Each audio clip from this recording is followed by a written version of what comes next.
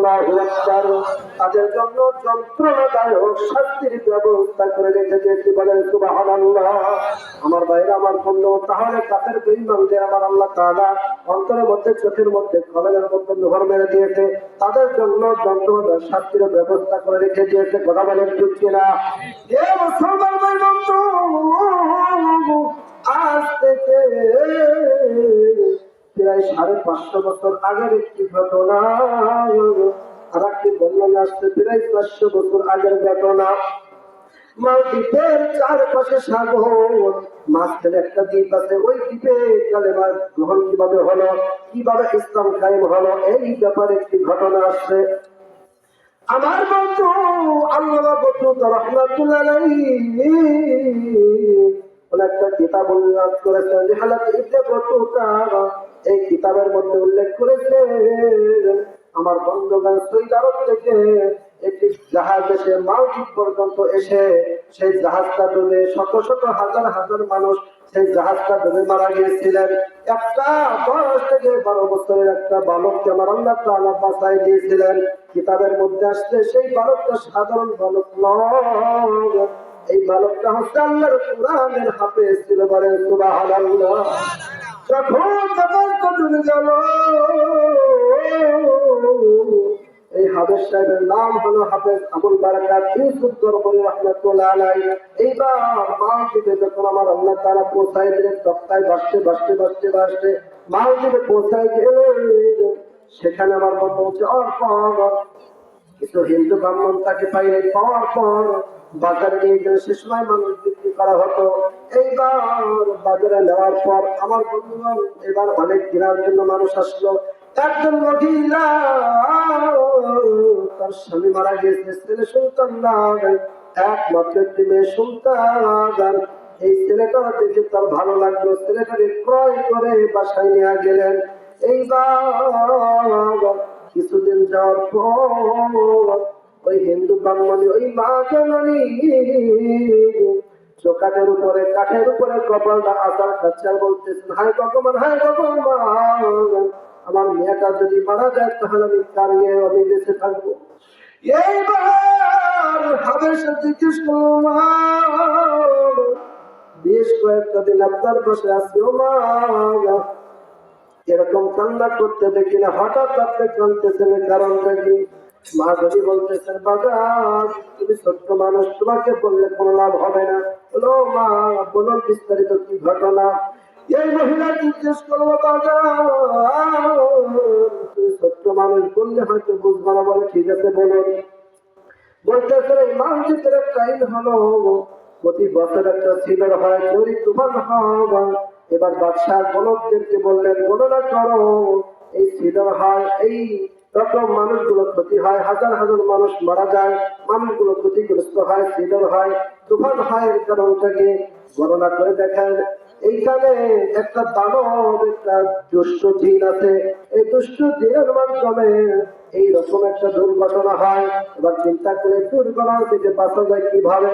বলা হলো, বিশাল একটি মন্দির আছে, কেন্দ্রীয় মন্দির। ওই মন্দিরের পাশে একটা নদী আছে, ওই নদীর ভিতর থেকে সেই দানবটা, সেই জিনটা বের হয়ে আসে। এইবার দানবটা চিন্তা করলো, সুন্দরী একটা রমণী ওই গির্জার ভিতরে যদি দিতে পারো, হয়তো সেই জিন সেই মেয়ের সাথে জিনা করবে, ব্যভিচারী করে তার গলা টিপে মেরে ফেলে হয়তো চলে যাবে। এর ওসিলায় হয়তো তোমাদের এই বিপদ থেকে রক্ষা পায় যাইবা। এইবার বাস্তবে সেটা পরীক্ষা করার জন্য সুন্দরী একটা রমণীকে সাহায্য করাইয়া সেই গির্জার ভিতরে প্রবেশ করায়। আসার পর সকালবেলা সেই মেয়েটার সাথে খারাপ আচরণ করেছে সেই দুষ্ট জিন। পরের দিন লাস্ট ডে যখন চলে আসে, সেই পরের বছর দেখে না এইরকম সিলর, এইরকম সমস্যা হয় না। এইবার গণনা করলো, এই আমার বন্ধুগণ মালদ্বীপের মধ্যে যতগুলো সুন্দরী রমণী আছে, টিকিট করো, গণনা করো। গণনা করতে করতে যার নামটা লেখা উঠবে, ওই মেয়েটাকে সাহায্য করে সেই বছরে ওই গির্জার ভিতরে রেখে আসা হয়। ও বাবা, আমার মেয়ের নামটা উঠেছে এই বছর। তাই বাদশাহ জাহাপনার পক্ষ থেকে আমার মেয়ের জন্য চিঠি দিয়ে গেছে, অমুক দিন এমন সময় আমরা পুলিশ প্রশাসন এসে তোমার মেয়েটাকে নিয়ে যাবো, সকালবেলা লাশ নিয়ে তুমি বাসায় চলে আসো। এইবার হাবেশ বলতেছেন, মা গো, আমার বোনটাকে নারীর বাড়িতে পাঠায় দিন। আর ওরা যখন যে সময় ওই স্বর্ণ অলঙ্কার আর কাপড় চোপড় যখন নিয়ে আসে, যেহেতু আমি সত্য মানুষ, এখনো মুখে দাঁড়িয়ে ওঠে নাই, মেয়েদের পোশাক আমি যে পড়ায় দেন, বাকি কাজটা আমি আল্লাহর উপর ভরসা করে করবো।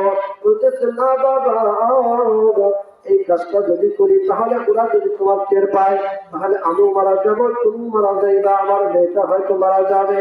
না না না, এই কাজটা আমি করতে পারবো না। এবার অনেক বড় ছিল মা, এই জাহাজের ভিতরে শত শত হাজার হাজার মানুষ ছিল। ওই জায়গা থেকে আমার আল্লাহ কুদরতি হালতে আমাকে বাঁচাই দিয়েছে। আমার সিনার মধ্যে 30 পারা কোরআন আছে। ও মা, এই কোরআনের বরকতে হয়তো আমার আল্লাহ তাআলা আমাকে বিপদ বালা মুসিবত থেকে হেফাজত করবে। এইবার হাবেশ সাহেবের কথা শুনলে আমার বন্ধন এবার মেয়েদের কাপড় চোপড় যখন নিয়ে আসলেন, নিয়ে আসার পর সেই ছোট্ট মানুষটাকে মেয়েদের কাপড় চোপড় পরায় দিয়ে সুন্দরভাবে কুর্তি বড় করে দিয়ে চোখের মধ্যে বসে আছে। সরকারি পুলিশ প্রশাসন এসে সেই হাবেশ সাহেবকে মেয়ে মনে করে বাড়ি নিয়ে গেলেন। নিয়ে যাওয়ার পর সেই গির্জার ভিতরে প্রবেশ করাইলেন। করানোর পর আমার বন্ধু গেটটা লাগাই দিলেন। গভীর রাত্রে এইবার দেখে সেই দুষ্ট জিনটা ওই ভিতর থেকে, সমুদ্রের ভিতর থেকে আমার বন্ধু রাত 12টার পর ওই গির্জার ভিতরে এসে সেই মেয়ের সাথে জেনা করে ব্যভিচারী করে গলা টিপে রক্ত খেয়ে গলা টিপে মেরে ফেলে তারপরেও চলে যায়। এইবার হাবেশ ওই গির্জার ভিতরে আমার বন্ধু নামাজ পড়লেন, 2 ওয়াক্ত নামাজ পড়লেন। নামাজ পড়ার পর জিকির করতেছে, আল্লাহ তুমি এই বিপদ থেকে বাঁচায় দাও, পুরা মালদ্বীপের শহরটাকে তুমি বাঁচায় দাও আল্লাহ। ও মালিক, সবাইকে তুমি ইসলামের ছায়া তুলে নিয়ে আসো, আমার মাধ্যমে এই মালদ্বীপের কালেমার দাওয়াত আমি দিতে চাই। এইবার গভীর রাত্রে সেই দুষ্টুটি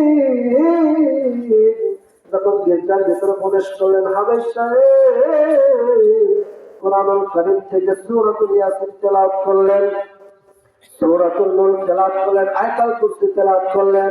এইভাবে কোরআনুল কারীম থেকে জায়গা থেকে অনেক আয়াত যখন তেলাওয়াত করলেন, আমার আল্লাহ তাআলা কোরআনের বরকতে এই দুষ্ট জিনের সারা শরীরের মধ্যে আগুন জ্বালাইয়া পুরাইয়া অবশ্য করে শেষ করে দিলেন। বলেন সুবহানাল্লাহ।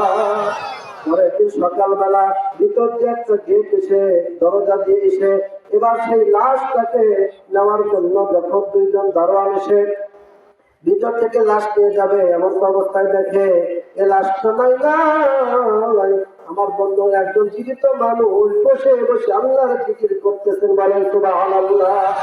এই দৃশ্য দেখার পর বাদশার কাছে বলেন, বাদশাহ ঝাঁকুনা, প্রতি বছর তো আমরা লাশ বের করি, এবছর জীবিত মানুষ দেখতেছি, কারণটা কি?